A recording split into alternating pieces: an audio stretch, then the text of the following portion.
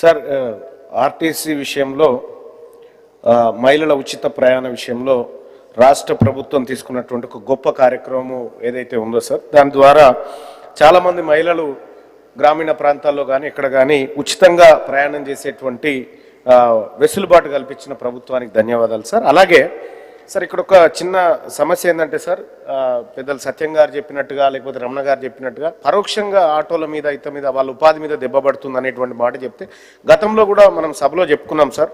వాళ్ళని కూడా ఈ స్కీమ్లోకి తీసుకురావాలని చెప్పినాం సార్. అది కాకుండా సార్ ఇవాళ ఉదయమే అవకాశం ఉంటే మీరు మాట్లాడాలని చెప్పి BC employees welfare association sir TSRTC సంబంధించినటువంటి సంపత్ ముదిరాజు గారు, హరికిషన్ గారు ఇట్లా చాలామంది ఒక రిప్రజెంటేషన్ ఇచ్చినారు సార్. దాంట్లో వాళ్ళు ఏం చెప్తారంటే సార్, మహిళలకు ఉచిత ప్రయాణం విషయంలో ఏ డోకా లేదు సార్, ప్రభుత్వం మంచి కార్యక్రమం చేస్తుంది, వీఆర్ అప్రిషియేటింగ్ సార్.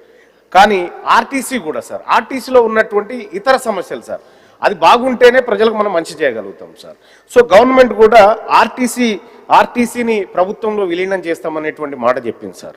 అలాగే అది పూర్తి చేస్తే బాగుంటుంది సార్. అలాగే వాళ్ళకు 2 పిఆర్సీలు పెండింగ్ ఉన్నాయి సార్ ఆర్టీసీ కార్మికులకు సంబంధించి.